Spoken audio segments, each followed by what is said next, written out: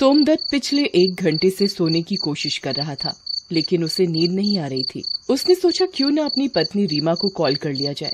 उसने एक बार घड़ी की ओर देखा। रात के 11 बज रहे थे। क्या करूं? कॉल करूं कि ना करूं? सो तो नहीं गई होगी। सोमदत्त ने रीमा को कॉल कर ही दिया। बहुत देर तक घंटी बजती रही। सोमदत्त कॉल काटने की सोच ही रहा था कि रीमा ने उसका कॉल पिक कर लिया। उसने उनींदी आवाज में कहा कि क्या हुआ, नींद नहीं आ रही क्या? अब तुम्हारे और गुड़िया के बिना नींद कहाँ आती है? गुड़िया सो गई क्या? हाँ, अभी आधे घंटे पहले सोई है। पूरा दिन शैतानी करती रहती है। तुम दोनों को बहुत मिस करता हूँ। हम भी आपको बहुत मिस करते। अच्छा, आपकी छुट्टी का क्या हुआ? कब तक यहाँ आ जाओगे? 15 दिन में मैं वहाँ आ जाऊंगा। रीमा अपने भाई की शादी में अपने मायके गई हुई थी। हालांकि शादी में अभी देर थी, लेकिन वो महीने भर पहले ही चली गई।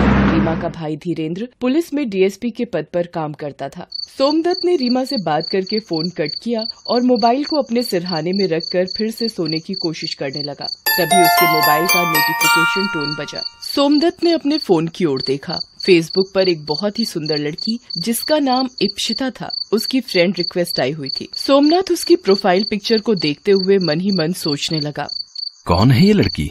इसे जानता तो नहीं हूँ मैं, कोई म्यूचुअल फ्रेंड भी नहीं है। वो कुछ देर सोचता है, फिर उस लड़की का फ्रेंड रिक्वेस्ट एक्सेप्ट कर लेता है, फिर वो सो जाता है। अगले दिन जब वो ऑफिस निकलने ही वाला होता है कि उस लड़की का मैसेज उसके मैसेंजर बॉक्स में आता है, जिसमें लिखा होता है, हाय हैंडसम। एक बात और गौर करने वाली थी कि उसकी रात वाली प्रोफाइल पिक्चर भी बदली हुई थी और इस नई पिक्चर में तो वो और भी सुंदर लग रही थी। ये लड़की है तो बहुत सुंदर, लेकिन कौन है ये? और मुझे इस तरह से हाय हैंडसम क्यों लिखकर भेजा है? अरे शादीशुदा हूँ मैं। सोमदत्त ने उसके मैसेज का कुछ जवाब नहीं दिया और ऑफिस निकल गया। ऑफिस के लंच टाइम पर जब वो लंच कर रहा था तो फिर से इप्शिता का मैसेज आया। वो उसके मैसेज को पढ़ने लगा। क्या बात है हैंडसम, नाराज हो क्या? मेरे मैसेज का जवाब नहीं दिया? अगर कोई टेंशन है तो मैं तुम्हें मैसेज नहीं करूंगी, तुम मुझे अनफ्रेंड कर सकते हो। अभी के लिए बाय। बार बार इप्शिता जैसी सुंदर लड़की के मैसेज आने से सोमदत्त का मन थोड़ा डोल गया। उसने मन ही मन सोचा कि किसी लड़की से बात करने में क्या बुराई है। ऑफिस में भी तो कितनी लड़कियां हैं, वो सभी से बात करता ही है। ये सोचकर वो इप्शिता के मैसेज का जवाब टाइप करने लगा। अरे नहीं, मैं तो आपको जानता भी नहीं। फिर नाराजगी कैसी? उसके बाद इप्शिता से वो काफी देर तक चैट करता रहा।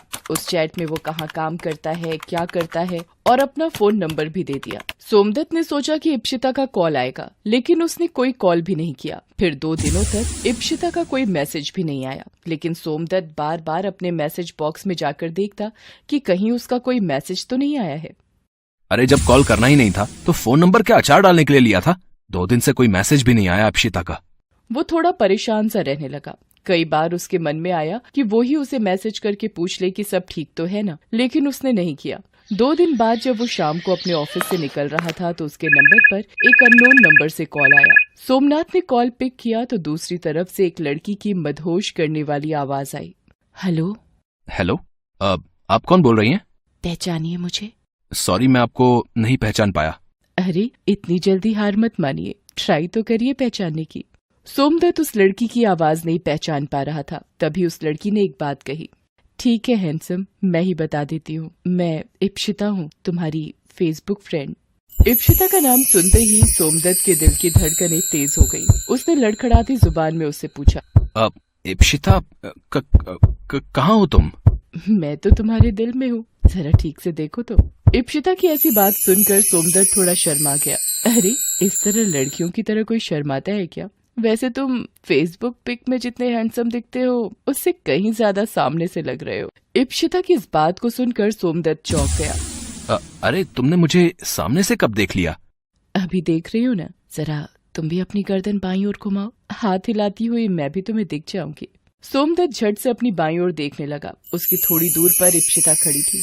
वो इतनी सुंदर थी कि सोमदत्त बिना पल के झपकाए उसे देखता रह गया। इतने में इप्शिता चलते हुए उसके पास आई और उससे कहा, क्या बात है हैंडसम, पहले कभी लड़की नहीं देखी क्या?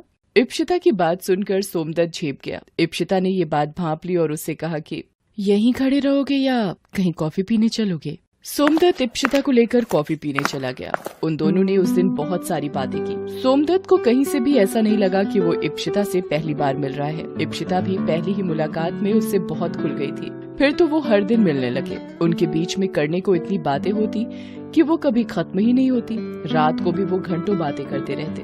उनकी बात खत्म होने के बाद रीमा का कॉल आता तो वो रीमा को बोलता कि आजकल काम का बहुत प्रेशर है, क्लाइंट से बात करनी होती है। एक दिन की बात है, रात के 10 बज रहे थे। तभी हर रोज की तरह इप्शिता का कॉल आया। हेलो सोम, तुमसे एक बात कहनी थी, लेकिन कैसे कहूँ समझ नहीं आ रहा है। लगता है तुम मुझे अपना नहीं समझती, तभी बोलने में संकोच कर रही हो। अरे नहीं नहीं सोम, तुमसे ज्यादा अपना तो मेरा कोई नहीं है। तो बोलो क्या बात है। उसके बाद इप्शिता ने सोमदत्त से कहा कि आज उसके घर में कोई नहीं है और उसे रात में अकेले में डर लग रहा है। अगर तुम इस समय आ सकते हो तो आ जाओ। सोमदत्त सोच में पड़ गया। क्या हुआ, नहीं आ सकते? अच्छा रहने दो, मैं मैनेज कर लूंगी। इप्शिता ने ये बात इस अंदाज में और थोड़ा दुखी होकर कही कि सोमदत्त तुरंत तैयार होकर उसके घर पहुंच गया। ये पहली बार था जब सोमदत्त इप्शिता के घर गया था।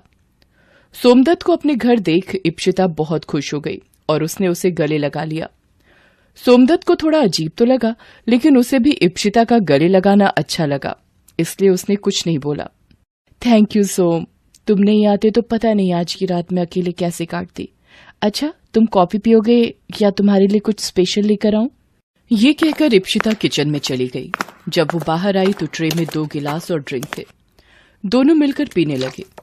थोड़ी देर बाद सोमदत्त का सिर भारी होने लगा और वो सो गया। अगली सुबह जब उसकी नींद खुली, सोमदत्त का सिर अब भी भारी लग रहा था। तभी उसकी नजर इप्शिता पर गई, जो लगातार रोई जा रही थी। सोमदत्त ने उससे रोने का कारण पूछा। जब इप्शिता ने कारण बताया तो सोमदत्त का सिर घूम गया। वो थोड़ी देर वहां रुककर अपने घर निकल गया। आज उसका मन किसी काम में नहीं लग रहा था। वो ऑफिस भी नहीं गया।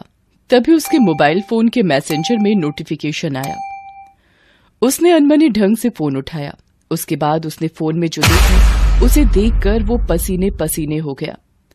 उसमें उसकी और इप्शिता की कई सारी तस्वीरें थीं। उन तस्वीरों को देख उसका सिर चकराने लगा। वो इप्शिता को कॉल करने ही वाला था कि किसी अनजाने नंबर से उसके पास कॉल आया। कैसी लगी ये तस्वीरें? अगर ये तस्वीरें तुम्हारी बीवी को भेज दूं तो? कौन बोल रहा है? तुम आम खाओ, गुठली मत गिनो। अगर चाहते हो कि ये तस्वीरें तुम्हारी बीवी तक ना पहुंचे तो 1 लाख रुपए तुरंत इस अकाउंट में डालो। 1 लाख? ये तो पहली किश्त है बंधु, और इज्जत बचाने के लिए ये तो कुछ भी नहीं। सोमदत्त बहुत डर गया। उसने डरते डरते इप्शिता को कॉल किया तो इप्शिता ने बोला कि सोम, पता नहीं वो कौन है, लेकिन जो भी है बहुत बदमाश है। उसने मुझे भी कॉल किया और मुझसे भी पैसे मांगे हैं।